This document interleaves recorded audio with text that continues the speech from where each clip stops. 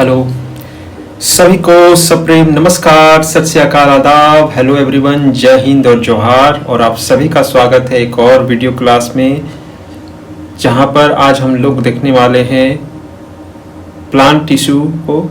और पिछले क्लास में हमने प्लांट हार्मोन्स को देखा था। ठीक है, इसी कड़ी में हम आज देखेंगे प्लांट टिश्यू को। तो चलिए मित्रों, बिना किसी अतिरिक्त समय के जाया करते हुए हम आगे बढ़ते हैं। चलिए मित्रों, अब हम लोग प्लांट टिश्यू की शुरुआत करते हैं। ठीक है, तो पिछले क्लास में जैसे हमने हार्मोन्स के बारे में पढ़ा था, मतलब जो भी अब हम यहाँ पढ़ रहे हैं प्लांट के बारे में पढ़ रहे हैं। ठीक है, उससे पहले हमने न्यूट्रिशन के बारे में भी देखा था। ठीक है, उसके पहले हमने प्लांट्स के न्यूट्रिएंट्स के बारे में देखा था। तो right now we are heading to plant tissue. तो ये प्लांट टिश्यू में क्या क्या पढ़ना है ये देखो। प्लांट टिश्यू में हम टिश्यू को जानेंगे थोड़ा बहुत, फिर टाइप्स को देखेंगे कि प्लांट टिश्यू में कितने प्रकार के देखने को मिलते हैं। ठीक है, तो ये ऐसा तो आपको पता होगा कि जो सेल जो होता है, ठीक है, सेल का ग्रुप ही फिर टिश्यू का निर्माण करता है। Just a second, cell group of cells ही आगे जाकर टिश्यू बनते हैं और फिर वो ऑर्गन बनते हैं। ऑर्गन में जैसे हमारा क्या हो गया, नोज हो गया, आईज हो गया, लाइक दैट, फिर वो ऑर्गन सिस्टम बनता है, अल्टीमेटली वो बॉडी का निर्माण करता है। यानी इसको भी आप प्लांट के संदर्भ में समझ सकते हैं कि ये प्लांट बॉडी का निर्माण करता है। ठीक है, प्लांट बॉडी का निर्माण करता है। ठीक है, अब ये जो सेल जो होता है, ठीक है, सेल जो होता है ये बेसिकली इसका जो स्ट्रक्चर होता है वो सेम होता है। ठीक है, दूसरा इनकी ओरिजिन सेम होती है, और तीसरा इनका जो फंक्शन होता है वो भी सेम होता है। ठीक है, और सेल के स्टडी को हम लोग क्या बोलते हैं, साइटोलॉजी बोलते हैं। ठीक है, ये कई बार पूछ लिया जाता है कि सेल के स्टडी को हम लोग क्या बोलते हैं, तो डेट इज कॉल्ड साइटोलॉजी। ठीक है, अब ये जो टिश्यू जो टर्म है जो अभी हम लोग जो पढ़ने जा रहे हैं, ठीक है, इसको हम लोग और भी विस्तृत चर्चा से करेंगे जब हम लोग सेल के बारे में पढ़ेंगे। ठीक है, फिलहाल इतना जान लीजिए, ये जो टिश्यू जो टर्म है, ये शब्दावली है, इसको देने वाले कौन थे, मैरी फ्रैंकोइस बाइकेट। ठीक है, कौन थे, मैरी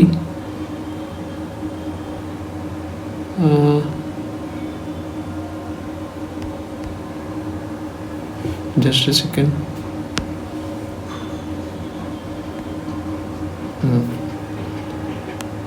मैरी फ्रैंकोइस बाइकेट, इन्होंने ही इस टर्म को दिया था। किस टर्म को दिया था, टिश्यू के टर्म को दिया था। ठीक है, और टिश्यू की जो स्टडी को, जैसे हम लोग सेल की स्टडी को बोलते हैं साइटोलॉजी। ठीक है, लॉजी जिसमें भी जुड़ जाएगा उसका मतलब है किसी चीज को स्टडी को रिप्रेजेंट कर रहा है।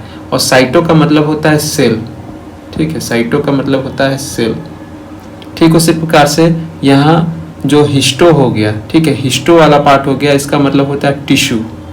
ठीक है, और टिश्यू की स्टडी को ही बोलते हैं हम लोग हिस्टोलॉजी। और इसके फादर कौन है, इसके फादर है जेवियर। ठीक है, हिस्टोलॉजी के फादर कहा जाता है जेवियर को। और ये जो जिस तरह से टिश्यू को टर्म देने वाले थे मैरी फ्रैंकोइस बाइकेट, ठीक है, ठीक उसी प्रकार से हिस्टोलॉजी के टर्म को देने वाले हैं कार्ल मायर। ठीक है, तो ये सभी काफ़ी इंपॉर्टेंट नेम है। ये काफ़ी बार डायरेक्ट यहाँ से सवाल बनते हैं, तो इनको भी थोड़ा सा ध्यान में रखते हुए चलना है। ठीक है, तो ये कुछ हो गया बेसिक बातें टिश्यू के बारे में, उसके एटिमोलॉजी के बारे में, उसके शब्दों के बारे में। ठीक है, अब हम लोग देखते हैं कि टिश्यू का जो मेन हमारा जो मुख्य टॉपिक है दैट इज टिश्यू के प्रकार। ठीक है, टिश्यू कितने प्रकार के होते हैं आपके पौधे में। ठीक है, तो यदि हम लोग प्लांट में बात करी जाए तो दो प्रकार के टिश्यू पाए जाते हैं। एक आपका हो गया मेरिस्टेमेटिक टिश्यू, ठीक है, दूसरा हो गया आपका परमानेंट टिश्यू। ठीक है, मेरिस्टेमेटिक टिश्यू का मतलब क्या होता है कि मेरिस्टेम का मतलब होता है कि वो कंटिन्यूअस डिवीजन होता है, मतलब वो ऐसे टिश्यू होते हैं जिनका निरंतर ही उसमें वो बढ़ते रहते हैं। ठीक है, डिवाइडेड होते रहते हैं, वो बड़े होते रहते हैं। लेकिन परमानेंट टिश्यू क्या होता है, वैसा टिश्यू, ठीक है, जो डिवीजन तो हुआ है लेकिन वो अब रुक चुका है। ठीक है, वो रुक चुका है, उसका ग्रोथ, उसका डिवीजन रुक चुका है। तो वैसे टिश्यू को मतलब अब उसका साइज में किसी प्रकार की वृद्धि नहीं हो रही, किसी प्रकार की डिवीजन नहीं हो रही है, तो that is called permanent tissue. ठीक है, अब ये मेस्मेटिक टिश्यू को भी हम लोग 3 भाग में बांटते हैं। पहला हो गया एपिकल, ठीक है, दूसरा हो गया इंटरकैलरी और तीसरा हो गया लेटरल, ठीक है। और इसको यदि हम फिगर वाइज समझने का प्रयास करें कि फिगर में ये कहाँ देखने को मिलते हैं, कैसे देखने को मिलते हैं, तो सपोज आप यहाँ पर एक पौधा लिख सकते हैं, ठीक है।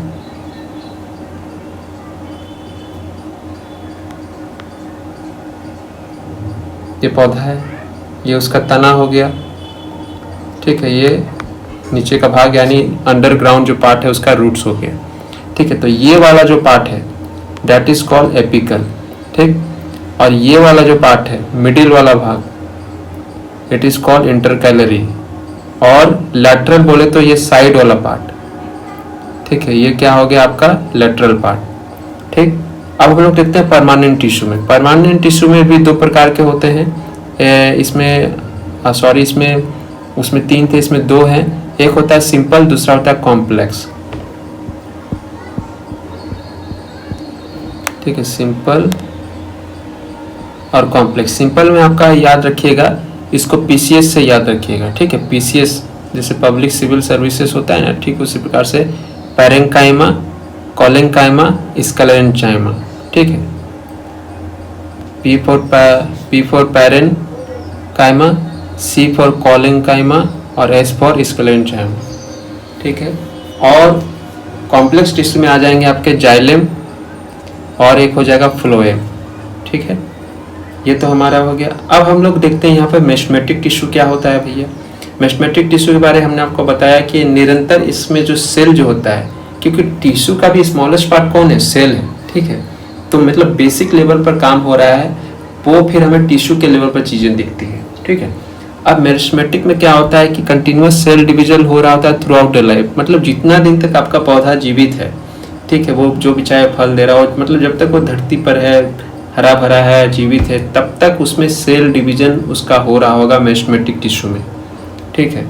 लेकिन जब वही सेल डिफरेंशिएशन एक उम्र के बाद जब वो रुक जाता है, मतलब जो भी मतलब वैसा टिश्यू का भाग जिसका कि डिवीजन तो हुआ लेकिन एक समय बाद जो रुक जाता है, तो उसी को फिर हम लोग परमानेंट टिश्यू बोलते हैं, ठीक है, that is called permanent tissue. लेकिन जब तक वो डिवीजन में है, जब तक उसका डिवीजन चल रहा है, तो तब तक वो मेस्मेटिक टिश्यू होता है, ठीक है। और ये जो टिश्यूज होते हैं ये लीनियर और सेकेंडरी ग्रोथ दोनों में सहायक होते हैं। लीनियर ग्रोथ हो गया जो हाइट की बात करता है, ठीक है, और सेकेंडरी ग्रोथ हो गया जो उसके चौड़ाई की बात करता है, ठीक है, लीनियर और सेकेंडरी, ठीक है। एक उसको हाइट को देखता है, दूसरा वेट को देखता है। तीसरा इसका जो महत्वपूर्ण कैरेक्टरिस्टिक्स है, जो मेस्मेटिक टिश्यूज जो होते हैं ना, ये थिन सेल वाल, मतलब इनकी जो झिल्ली जो होती है, इसकी कोशिका की जो दीवारें होती है वो पतली झिल्ली की समान होती है, और वो बनी होती है किसकी, सेलुलोज की, ठीक है, वो बना होता है सेलुलोज का। अब इसमें वैक्यूल जो होते हैं वो ना के बराबर पाए जाते हैं, ठीक है।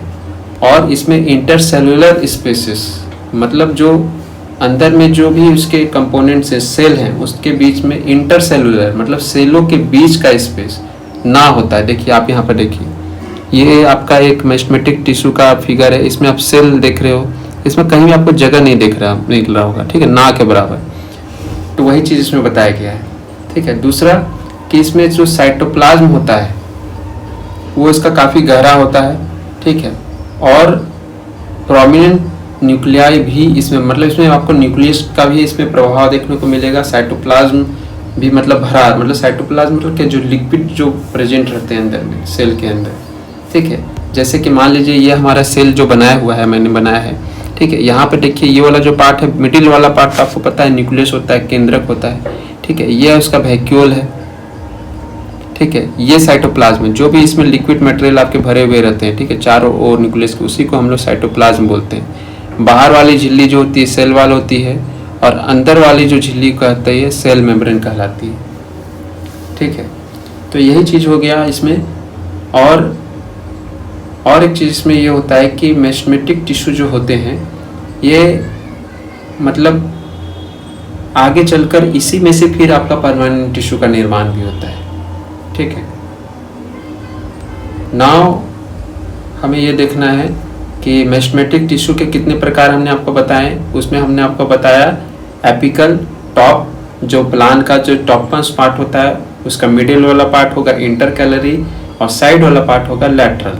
ठीक है, तो सबसे पहले हम लोग एपिकल को देखते हैं। देखिए ये हमने पौधा बना के रखा है, ठीक है, ये वाला जो पार्ट है, ठीक है, यही आपका एपिकल है। ठीक है, दूसरा वाला ये इंटरकैलरी और third one that is lateral. ठीक है, एपिकल क्या हो गया, growing tips of stems and roots. ठीक है, उसका जो ऊपरी वाला जो भाग होता है, और ये बेसिकली लेंथ को डिटरमाइन करता है, उसकी लंबाई को डिटरमाइन करता है। वहीं इंटरकैलरी जो होता है ये आपका बेस ऑफ लिप्स या इंटर नोड्स में आता है। जैसे मान लीजिए ये लिप्स है, ठीक है, तो यहाँ वाला जो पार्ट होगा इसका, ये वाला जो पार्ट होगा, ये पूरा भाग, यही इसका क्या कहलाएगा, इंटरकैलरी कहलाएगा। इसका एग्जांपल आपको ग्रास भी देखने को मिलता है। ठीक है, तीसरा जो हो गया लैटरल, ये होता है कि तने के किनारे वाला भाग, देखिए यहाँ पर ये वाला भाग और ये वाला भाग, इसी को हम लोग बोलते हैं लैटरल पार्ट। ठीक है, और ये गर्थ ग्रोथ के लिए सहायक होता है। ठीक है, प्लस ये कॉर्क कैम्बियम, वैस्कुलर कैम्बियम इन बार्क में फॉर्म करता है। बार्क बोले तो जो भी पेड़ है, मान लीजिए पेड़ है तो इसका क्या होता है, यहाँ पे छल्ला जो इसका जो होता है, बार्क जो इसका जो ऊपर वाला जो परत होती है उसमें ये कॉर्क और वैस्कुलर कैम्बियम नामक कंपोनेंट भी ये फॉर्म करता है। ठीक है, तो इसमें आपको बहुत ज़्यादा इसमें दिमाग लगाने की आवश्यकता नहीं है, बस इतना जानना है कि मेस्टेमेटिक टिश्यू के कितने प्रकार होते हैं। उसका एक बेसिक जो फॉरमोस्ट बेसिक कैरेक्टरिस्टिक्स है, जैसे एपिकल टिप हो गया, उसका टॉप मोस्ट हो गया, इंटरकैलरी मिडिल पार्ट हो गया और लैटरल उसका साइड वाला पार्ट हो गया। इतना आपको ध्यान में रखना है।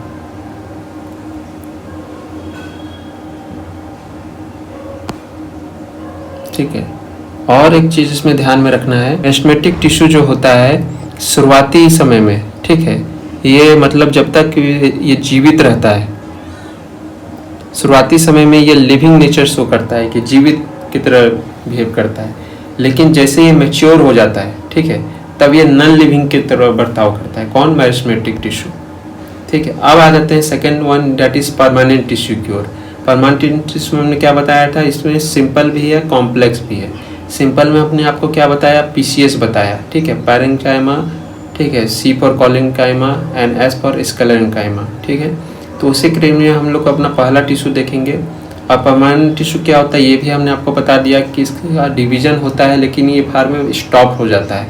ठीक है, तो सिंपल टिश्यू को हम लोग पहले देखते हैं। तो इसमें सिंपल, इसका नाम ही सजेस्ट कर रहा है सिंपल। तो इसमें क्या होगा कि वन टाइप ऑफ सेल इसमें कंपोजिशन में आपको देखने को मिलते हैं। ठीक है, मतलब इसका जो सेल का जो कंपोजिशन होता है इसमें एक ही प्रकार का आपको सेल देखने को मिलेगा। ठीक है, इसमें ऐसा नहीं कि अलग अलग प्रकार के सेल देखने को मिलेंगे। ठीक, ये नॉन डिविजिबल होता है, जाहिर सी बात है परमानेंट टिश्यू के अंदर है तो इस वो कैरेक्टरिस्टिक्स तो लेगा ही है। ठीक है, इसका फिक्स साइज एंड शेप होता है। ऑफ कोर्स जब इसका नॉन डिविजिबल हो गया, ठीक है, यानी अब इसमें किसी प्रकार का आकार का परिवर्तन ही नहीं हो रहा है, चूंकि डिवाइड ही नहीं हो रहा है, डिवाइड ही नहीं हो रहा तो इसका शेप एज इट इज है, जैसे ही वैसे ही रहेगा। ठीक है, प्लस ये डेड भी होते हैं, लिविंग भी होते हैं। ठीक है, ये मृत भी होते हैं या जीवित भी होते हैं। और इसमें जो वैक्यूल्स जो होता है वो बड़ा होता है, ये एक इम्पॉर्टेंट पॉइंट है। ठीक है, और इसमें आपको पतली इसकी कोशिका परत भी देखने को मिलेगी। ठीक है, सेल की परत जिसको बोल सकते हैं सेल वाल, और इसमें मोटी भी मिलती है। ठीक है, अब ये सिंपल टिश्यू हो गया। अब सिंपल टिश्यू के अंदर भी हमने आपको बताया था पीसीएस, पी फॉर पैरेन्काइमा। ठीक है, पैरेन्काइमा जो होता है ये सिंपल टिश्यू जो होता है, ठीक है, सिंपल परमानेंट टिश्यू, उसका सबसे सिंपल टिश्यू है वो है पैरेन्काइमा। ठीक है, इनमें अनस्पेशलाइज्ड सेल्स होते हैं, मतलब कोई भी सेल्स इसमें आपको स्पेशल फंक्शन करते हुए नहीं दिखे, मतलब सभी मतलब बेतरतीबी रहते हैं, रैंडम रहते हैं। और इसका भी वैक्यूल जो होता है लार्ज ही होता है, क्योंकि हमने सिंपल में यहाँ पे देखा कि इसका लार्ज वैक्यूल है, तो यहाँ पे भी आपको वैक्यूल लार्ज ही दिखेगा। और इसका जो शेप होता है एक तो ओवल होता है और दूसरा स्फेरिकल होता है। ठीक है, ओवल ऐसे हो गया, ये वाला शेप आपका ओवल हो गया, और स्फेरिकल लाइक डेट, ये हो गया। ठीक है, इसके कुछ एग्जाम्पल हैं, डेट इज एक एप्पल्स हो गया, दूसरा पियर्स हो गए।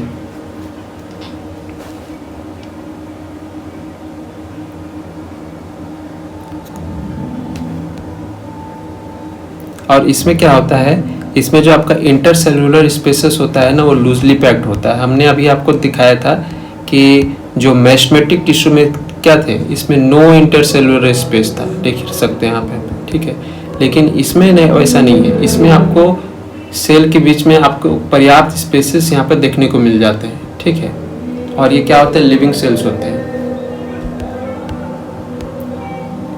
और ये जो सेल है, मतलब ये जो टिश्यू है, यहाँ जो वैकेंट पार्ट है, यहाँ पे यदि एयर है तो ये एरेंकाइमा कहलाता है। अगर यहाँ क्लोरोफिल मौजूद है तो ये क्लोरेनकाइमा कहलाता है। ठीक है, अब हम लोग देखते हैं कॉलेनकाइमा।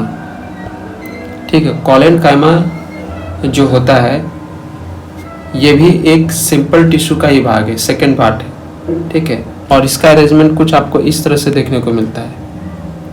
ठीक है, एक तो इसमें शेप एंड साइज का कोई लेना देना नहीं होता है, और किसी किसी सेल के बीच आपको स्पेस ठीक ठाक देखने को मिलेगा, कहीं कहीं ये नहीं देखने को मिलता है। ठीक है, इसमें भी जो इसका सेल वाल होता है वो थिन ही होता है, लेकिन इसमें सेल्यूलोज और पेक्टिन नामक कंपाउंड पाए जाते हैं, किसके, कॉलेनकाइमा में। और इसका भी इंटरसेलुलर स्पेस लेस ही होता है। ठीक है, इसका जो शेप की यदि हम लोग बात करें जाए तो ये लंबे भी होते हैं, ओवल भी होते हैं, और पॉलीहेड्रल भी होते हैं। ठीक है, इसमें वैक्यूल्स की उपस्थिति पाई जाती है। और ये बेसिकली जो स्टेम ऑफ यंग प्लांट्स है, मतलब जो अभी जो पूरे तरह से पके हुए पेड़ नहीं है, ठीक है, बहुत ग्रोइंग या नए पौधे जो होते हैं, उसमें आपको उसके तने में ही आपको देखने को मिलता है। इसमें आपको क्लोरोफिल का भी प्रेजेंट देखने को मिलता है। और इसका जो मेन फंक्शन होता है that is to provide mechanical support to the plant. ठीक है, तो ये तो हो गया हमारा कॉलेनकाइमा। अब नेक्स्ट है दैट इज स्क्लेरेनकाइमा। ठीक है, स्क्लेरेनकाइमा का जो सेल है कुछ इस प्रकार का आपको देखने को मिलता है।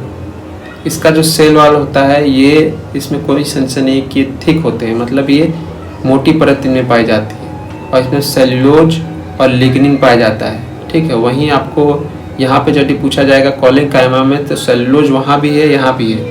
अंतर आ जाता है एक कि लिग्निन इसमें मिलेगा, ठीक है, स्क्लेरेनकाइमा में, और उसमें आपको पेक्टिन मिलता है, किसमें, कॉलेनकाइमा में। ठीक है, और इसमें भी जो इंटरसेलुलर स्पेस होते हैं नहीं हो पाई जाती है। ठीक है, इसके जो सेल्स होते हैं ये डेड्स होते हैं, मतलब मृत कोशिकाएं इसमें पाई जाती है, और ये भी मैकेनिकल सपोर्ट प्रदान करते हैं। इसका जो सबसे बेहतरीन जो एग्जांपल देखने को मिलता है दैट इज जूट के रूप में। ठीक है,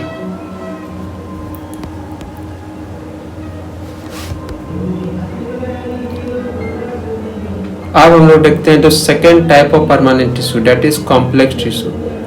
ठीक है, हमने सिंपल के बारे में पढ़ा। सिंपल में क्या था कि एक ही प्रकार के सेल आपको देखने को मिलेगा, मतलब वो सिंपल है भाई। ठीक है, बाकी उसके अंदर का जो पार्ट्स का बाइफरकेशन था वो अरेंजमेंट ऑफ सेल के आधार पर था। अब हम लोग कॉम्प्लेक्स में देखेंगे तो कॉम्प्लेक्स तभी होता है जब बहुत सारी चीज़ें मिक्सअप होती हैं। तो सेम चीज़ यहाँ पर more than one type of cells पाए जाते हैं। ठीक है, किसमें, कॉम्प्लेक्स में। और ये दो भाग में फर्दर डिविजिबल होता है। एक होता है आपका जाइलेम,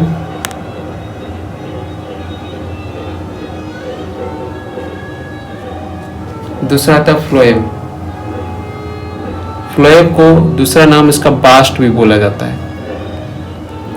अब अक्सर बचपन से आप जब से जाइलेम और फ्लोएम पढ़ते आ रहे हो कि एनसीईआरटी के समय से, ठीक है, हमेशा स्कूल के एग्जामिनेशन में जाइलेम और फ्लोएम में अंतर पूछ लिया जाता था। ठीक है, तो हम लोग उसका प्रॉपर डिफाइन करते थे, उसके फंक्शन को बताते थे, थोड़ा जो और अच्छा रिप्रेजेंट करने के लिए उसके डायग्राम को भी रिप्रेजेंट करते थे। तो यहीं पर हम लोग थोड़ा सा कंपैरेटिव स्टडी देख लेते हैं जाइलेम और फ्लोएम का। ठीक है, जाइलेम जो होता है ये रूट से यानी जड़ से ये पत्ते तक ये पानी और मिनरल्स ले जाने का काम करता है। ठीक है, रूट से लीफ यानी ये नीचे से ऊपर जा रहा है। ठीक है, अब देखिए मैंने आपको हमेशा से बताया है कि जब भी फैक्ट को याद करना हो तो चीज़ों को लिंक करने का प्रयास करिए। ठीक है, लिंक करने से होता क्या है कि आपको डबल मेहनत नहीं करनी पड़ती, आपको बार बार चीज़ें दोहराना नहीं पड़ता अलग अलग फैक्ट्स।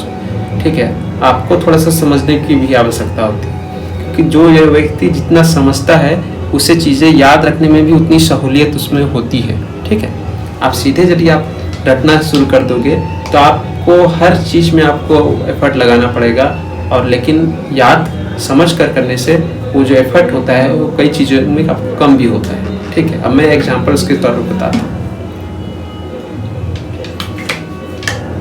जैसे जाइलम का बारे में हमने आपको बताया कि इसका जो मेन फंक्शन होता है to take the minerals and water from root to leaf. ठीक है, रूट से लीफ क्यों जा रहा है, तो रूट मान लीजिए ये आपका पौधा है। ठीक है, इसकी जड़ें हैं यहाँ पर। ठीक है, यहाँ पे इसके ये सब पत्ते हैं, तो रूट से लीफ लेके जा रहा है, यानी उसको जाना तो ऊपर ही पड़ेगा।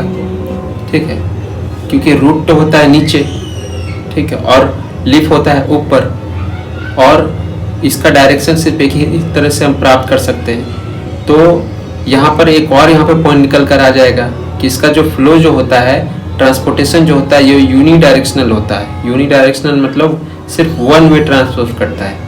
अब मान लीजिए आपने समझा नहीं है यहाँ पर, ठीक है, कि पेड़ पत्ते कहाँ होते हैं, उनका लोकेशन कहाँ होता है। ठीक है, तब तो आपको दोनों चीज़ें याद करनी पड़ेगी। मैं इसका एक छोटा एग्जांपल बता रहा हूँ, क्योंकि कई बार ये बड़े पैमाने पर भी होती है। जैसे खासकर जब आप मेंस लिख होगी तो वहाँ पे आपको ये चीज़ काफ़ी हेल्प कर देंगे। ठीक है, आपने एक चीज़ समझ कर रखा है, उससे से आप दूसरा पॉइंट भी निकाल दोगे। ठीक है, तो यहाँ पर क्या हो गया कि that is one way transport, यानी यूनी डायरेक्शनल होता है। एक मुख इसका डायरेक्शन होता है, दिशा होती है। क्यों होती है वो भी आप समझ गए। ठीक है, और इसमें जो होता है एंड वाल्स नहीं होता है, मतलब इसका जो सेल्स जो होते हैं ना वो लगातार बने होते हैं। ठीक है, आप इसमें सेल्स में इसमें कहीं बाइफर्केशन आपको देखने, अलगाववाद जिसको बोलते हैं वो देखने को नहीं मिलता है। और इसका जो सेल वाल जो होता है, मतलब इसका जो वाल होता है वो जनरली थिक होता है, मतलब थोड़ा मोटी परत उसकी पाई जाती है, और उसका कारण क्या होता है, लिग्निन। ठीक है, इससे पहले भी हमने आपको बताया था कि स्क्लेरेन्काइमा के भी सेल वाल में क्या मिलता है, लिग्निन। मतलब उसका भी जो सेल वाल था वो बाकी पैरेन्काइमा एंड कॉलिन्काइमा के मुकाबले क्या था, वो थिक था। ठीक है, और तो थिकनेस का कारण क्या रिप्रेजेंट हो रहा है वहाँ पे, lignin. In the same way xylem का भी थिक वाल क्यों है, तो बिकॉज ऑफ द लिग्निन। ठीक है, अब यहाँ पर हम देखते हैं फ्लोएम को। फ्लोएम में क्या होता है कि जो फूड का इसमें मतलब ट्रांसपोर्टेशन होता है। ठीक है, जाइलम क्या करता है कि पानी और मिनरल्स दोनों लेकर जाता है, लेकिन फ्लोएम जो होता है सिर्फ फूड लेकर जाता है। ठीक है, अब फूड का मतलब क्या हो गया कि फूड का मतलब ऐसा तो नहीं है कि सिर्फ नीचे के भाग को फूड की आवश्यकता है, या ऊपर के भाग को ही सिर्फ फूड की आवश्यकता है। वो ऊपर नीचे दोनों हमको फूड की आवश्यकता पड़ रही होगी सिमुल्टेनियसली, एक ही मूवमेंट में। तो इसलिए इसमें क्या होता है, जो डायरेक्शन जो होता है इसमें बाई डायरेक्शनल या टू वे होता है। मतलब एक तो नीचे से ऊपर भी जा रही होती है, और दूसरा ऊपर से नीचे भी आ रही होती है। ठीक है, दूसरा इसमें एंड वाल्स होते हैं, सेल्स के बीच। मान लीजिए ये सेल्स है, तो ये यहाँ पे आके ख़त्म हो जाएगा, फिर यहाँ से नया सेल्स जुटेगा। ठीक है, यहाँ पे आप देख रहे हो ये वाला पार्ट। ठीक है, फिर यहाँ से ये वाला पार्ट। ठीक है, लेकिन उसमें क्या था, जाइलम में यहाँ पे ये चीज़ ना हो कि ये पूरा ऐसे हुआ करता था। ठीक है,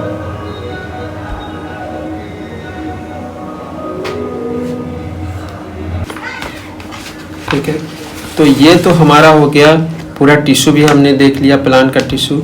अब यहाँ से अब हम लोग देखेंगे कुछ स्पेशल पॉइंट्स देखेंगे। ठीक है, जो कि मैंने आपके PYQ से निकाला है। ठीक है, इसमें आपको SSC का भी PIQ या फिर रेलवे का भी PIQ और घटना चक्र से जो पॉइंट्स जो पूछे गए हैं क्वेश्चन फॉर्म में, उसको मैंने एक सिंपल 1 लाइनर फॉर्मेट में या 2 लाइन फॉर्मेट में आपके सामने रखा है। ठीक है, तो उसी में जो पहला टर्म है डेट इज मार्सेली।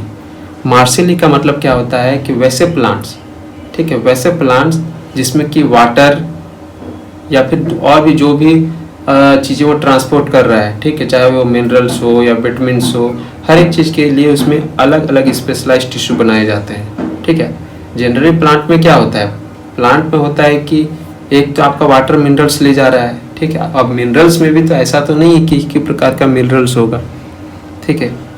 तो मतलब जितने भी तत्वों को अलग अलग जो टिश्यू जो पाई जाएंगी तो उसको हम लोग क्या बोलते हैं, मार्सेली बोलते हैं, ठीक है। एक और चीज पूछा गया था, जैसे ग्लाइकेशन क्या होता है।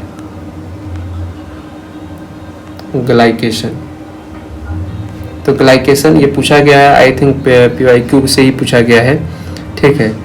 जब शुगर में, ठीक है, शुगर में और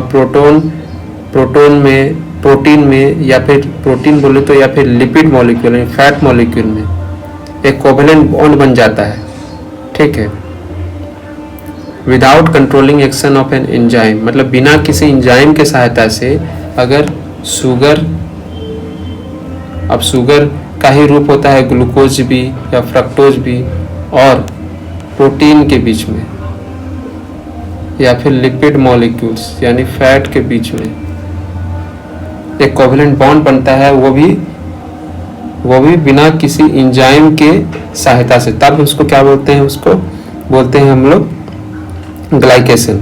नेक्स्ट टर्मिनोलॉजी इज ट्रांसपिरेशन।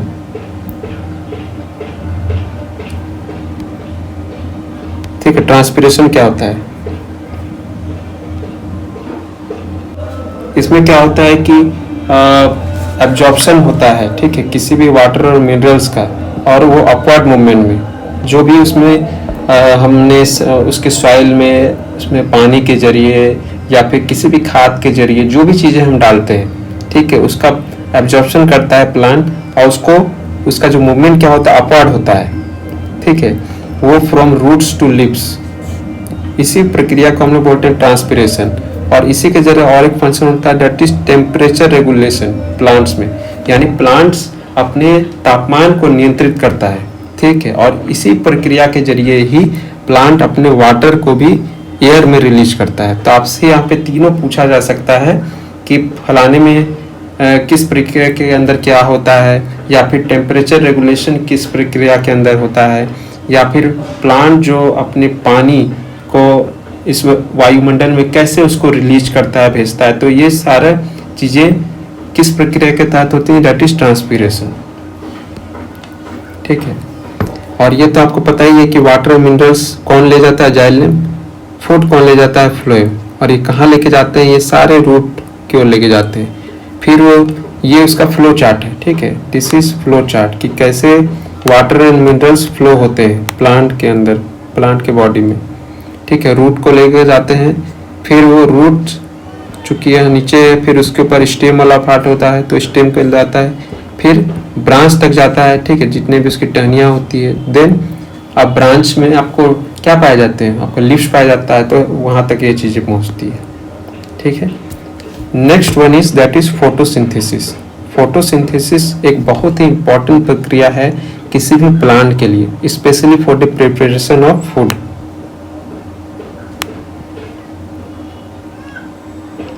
भोजन बनाने के लिए,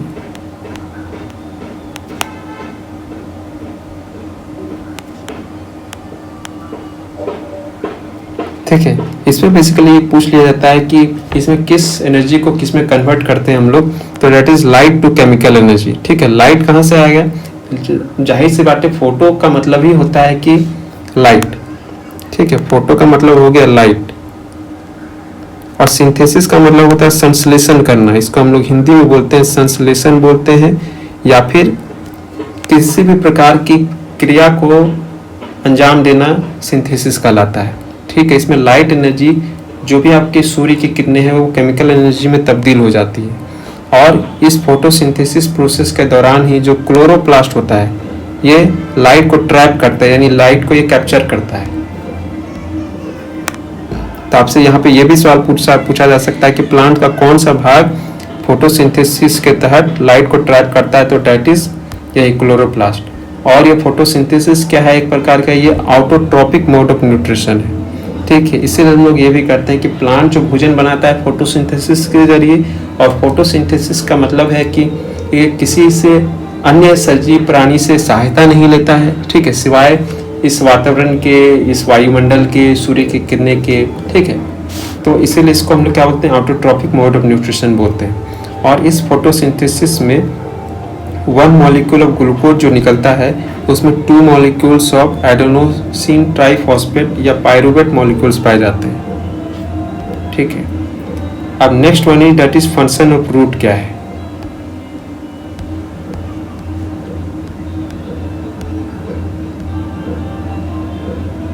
फंक्शन ऑफ रूट्स का क्या होता है, पहला फंक्शन उसका होता है कि प्लांट पार्ट को एंकर प्रदान करता है, मतलब उसको पकड़, क्योंकि आप सोचिए कि जो कहते हैं जिसकी जितनी जड़ी मजबूती होती है वो उतनी मजबूती से खड़ा होता है।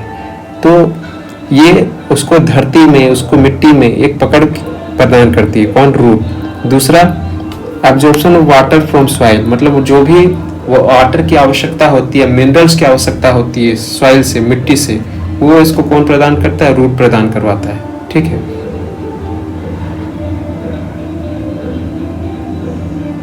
और बात आप लोग ध्यान में रखिएगा कि next part is that is agronomy.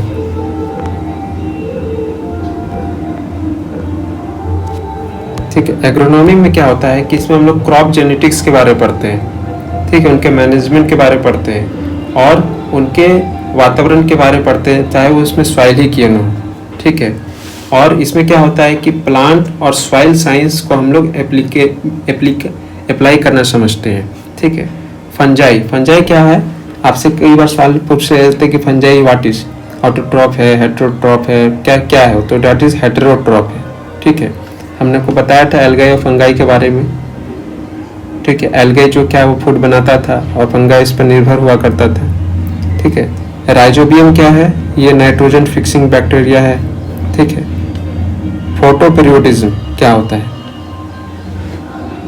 Photo का मतलब देखिए, फोटो का मतलब ये होता है लाइट। ठीक है, पीरियोडिज्म मतलब पीरियड, अंतराल, यानी आपको यहाँ पे ये समझना है कि लाइट से कुछ समय का लेना देना है। ठीक है, क्या समय का लेना देना है, ठीक है, जो भी फिजियोलॉजिकल रिएक्शन होता है किसी भी जीव में, ठीक है, और वो भी जो रात के मतलब कितना रात आपका लंबा है या कितनी रात आपकी गहरी है, उस आधार पर जो भी फिजियोलॉजिकल रिएक्शन होते हैं किसी भी ऑर्गेनिज्म में, that is called photo periodism.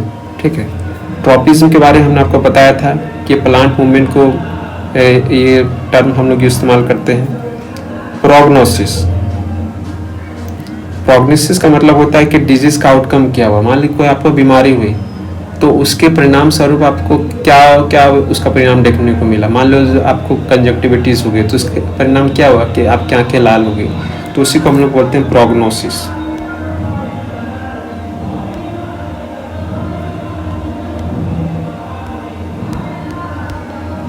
Next one is Pacific you tree से टैक्सोल का निर्माण होता है। ठीक है, और most efficient converter of sunlight into chemical energy. हमने आपको ये बताया कि कोई भी प्लांट हो तो क्या करता है कि लाइट एनर्जी को केमिकल एनर्जी में कन्वर्ट करता है, तब्दील करता है। लेकिन उन प्लांट्स में भी जो सबसे जो महत्वपूर्ण मतलब सबसे बेस्ट तरीके से जो कर पाते हैं दैट इज शुगर केन। ठीक है, जिसे हम लोग गन्ना बोलते हैं, कतारी बोलते हैं।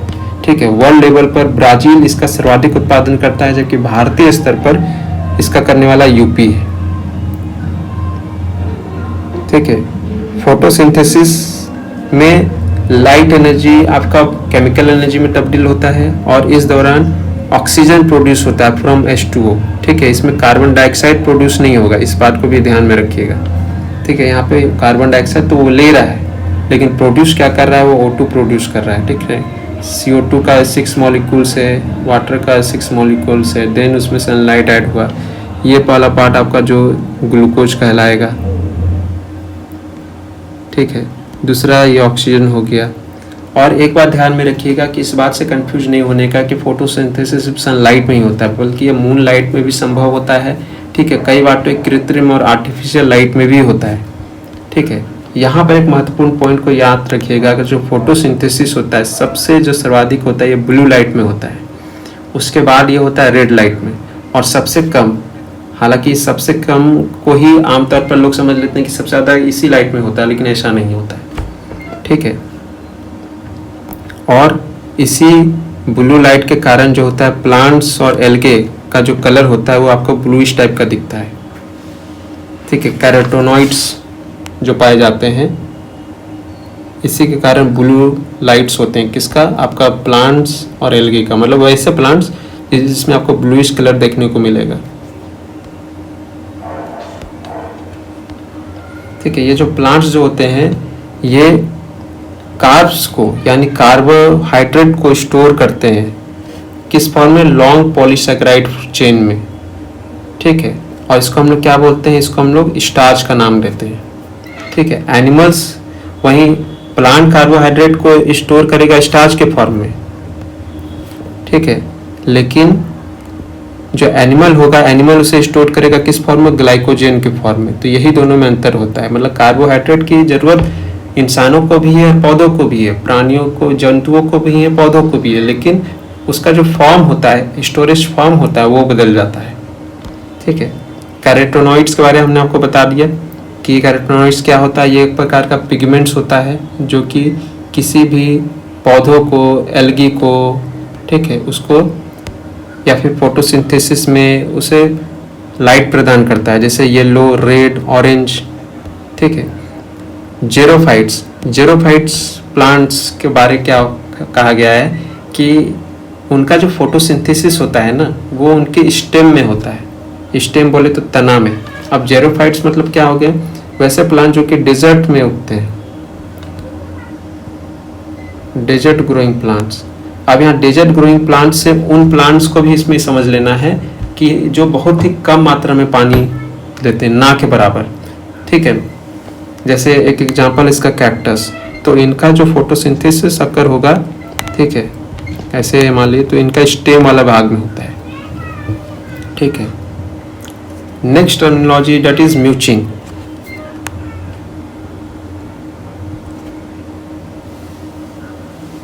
इसमें क्या होता है कि हम लोग सॉइल को या फिर मतलब जिस मिट्टी पे हमें कुछ उगाना है, ठीक है, या फिर जमीन को किसी मोर फेवरेबल कंडीशन से मतलब उपयुक्त, मतलब जो खास पौधे को हम लोग को पौधारोपण करना है या कल्टीवेशन करना है, उसके लिए जो भी फेवरेबल कंडीशन की आवश्यकता होती है उस कंडीशन के हिसाब से हम लोग उसको कवर कर देते हैं, ठीक है, ताकि जो क्रॉप जो हो, मतलब जो पैदावार जो हो, मतलब वो बेहतर तरीके से हो, मतलब एफिशिएंटली हो, ठीक है। Next one is shelter belts. Shelter belts क्या है, ये बेसिकली क्या है, इसमें इरोजन को रोकने के लिए बनाया जाता है।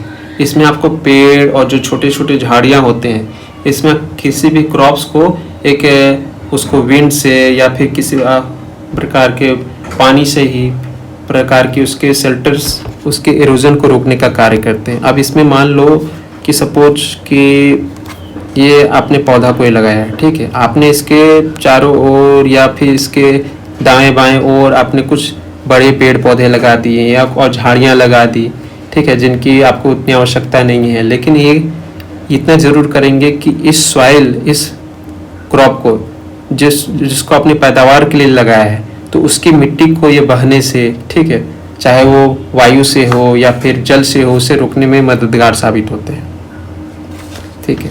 फ्रूट्स एंड वेजिटेबल्स में जो कलर जो होता है वो संभव होता है एंथोसायनिन के द्वारा, ठीक है। और वहीं जो कॉपर कंटेनिंग जो रेस्पिरेटरी पिगमेंट्स होते हैं उसमें हेमोसायनिन पाया जाता है। ये सब क्या है, एक प्रकार का पिगमेंट है,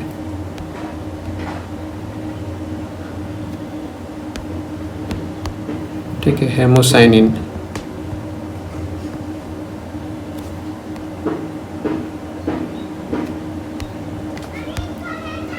इसके अलावा इंडोसायनिन ग्रीन नामक जो पिगमेंट होता है ये हमारे ब्लड वेसल्स के, मतलब रेटिना के ब्लड वेसल्स में पाया जाता है, ठीक है, इंडोसायनिन green.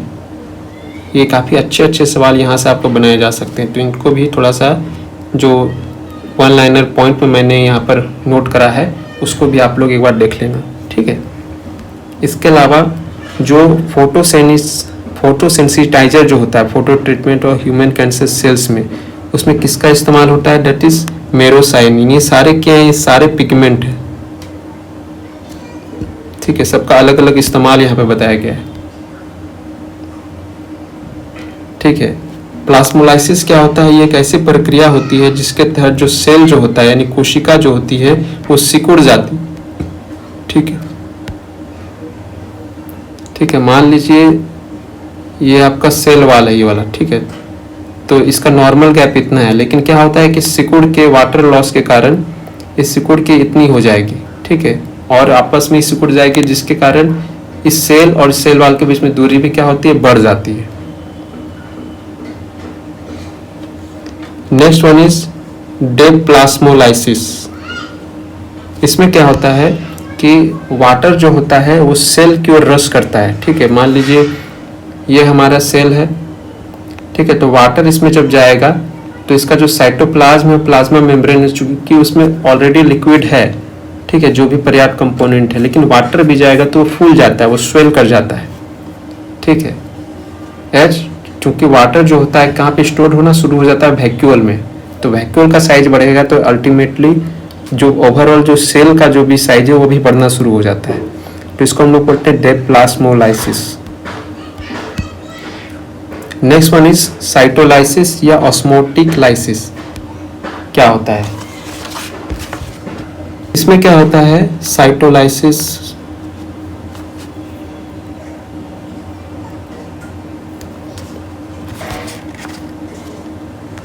Cytolysis and osmotic lysis. इसमें क्या होता है कि जो सेल जो होता है ना वो बर्स्ट कर जाता है। ठीक है, यहाँ पे होगा बर्स्ट कर जाता है due to an osmotic imbalance that has caused excess water to diffuse into this cell. ठीक है, मतलब इसमें ऑस्मोटिक इम्बैलेंस क्रिएट हो जाता है। ऑस्मोटिक प्रेशर क्या होता है? वो एक जो लिक्विड का जो बैलेंस जो क्रिएट करके रहता है, जब वो इम्बैलेंस हो जाएगा तो एक्सेस वाटर क्या होंगे? वो डिफ्यूज हो जाएंगे सेल से, जिसके कारण सेल में जितनी पर्याप्त मात्रा में पानी होनी चाहिए थी वो नहीं होने के कारण वो बर्स्ट कर जाता है और फट जाता है। ठीक है, राइजोबोम क्या होते हैं? ये आपके जो भी लेग्यूमिनस प्लांट्स होते हैं, ठीक है, उनके रूट्स में पाए जाते हैं। Roots of nodule leguminous plant. और लेग्यूमिनस प्लांट्स कौन है? जो कि नाइट्रोजन फिक्सिंग प्लांट है, मतलब जो कि एनवायरनमेंट में नाइट्रोजन को फिक्स करते हैं, उनके जड़ों में राइजोबियम पाया जाता है। ई कोली एंड ई स्कैरिया कोली, ये ऐसे ऑर्गेनिज्म हैं जो कि आपके हेल्दी गट्स में पाए जाते हैं। ठीक है, चाहे वो मतलब वो भी चाहे वो इंसान हो या जानवर है, वो दोनों के ही आपके गट में देखने को मिलते हैं। नेक्स्ट वन इज कि जो हमारे धरती पर जो सर्वाधिक जो O2 फॉर्म होता है किस कारण होता है? तो आपको लगेगा कि पेड़ के कारण होता है। ठीक है, लेकिन ऐसा नहीं है। ये संभव हो पाता है एक्वाटिक एनिमल्स के कारण। ठीक है, एक्वाटिक एनिमल्स के कारण जो कि मतलब लगभग 85 to 90% प्रोड्यूस करते हैं, मतलब पूरे धरती का ऑक्सीजन को। उसके बाद हो गया क्लोरेला। क्लोरेला का मतलब होता है कि आपने सोलर एनर्जी को कितनी एफिशिएंसी के साथ केमिकल एनर्जी में तब्दील करा, डेट इज कॉल्ड क्लोरेला। ठीक है, और एक बात ध्यान में रखिएगा कि पेड़ में फोटोसिंथेसिस तो होता है, लेकिन उसका जो रूट्स होता है वो इसके लिए जिम्मेदार नहीं होता है, यानी रूट्स किसी भी प्रकार का फोटोसिंथेसिस कार्य नहीं करता है। ठीक है, और इस फोटोसिंथेसिस से कार्बन डाइऑक्साइड भी धरती पर इंक्रीज नहीं करता है। कई बार लग सकता है कि नहीं भैया इसमें आवश्यकता और ये कार्बन डाइऑक्साइड की, तो नहीं, ऐसा नहीं होता है। ठीक है, तो ये हमारा पूरा जो प्लांट जो टिश्यू और कोई भी मिसलेनियस पॉइंट से जो कि विभिन्न एग्जामों में पूछे गए वो हमारा यहाँ पर समाप्त होता है। ठीक है, so right now I am signing off. तब तक आप सब स्वस्थ, मस्त और सकारात्मक कार्य में व्यस्त रहें और एक ऐसे समाज का निर्माण करते रहें जिसमें आसपास के बच्चे, बुजुर्ग और महिलाएं सहज और सुरक्षित महसूस करते रहें। जय हिंद, वंदे मातरम, जोहार।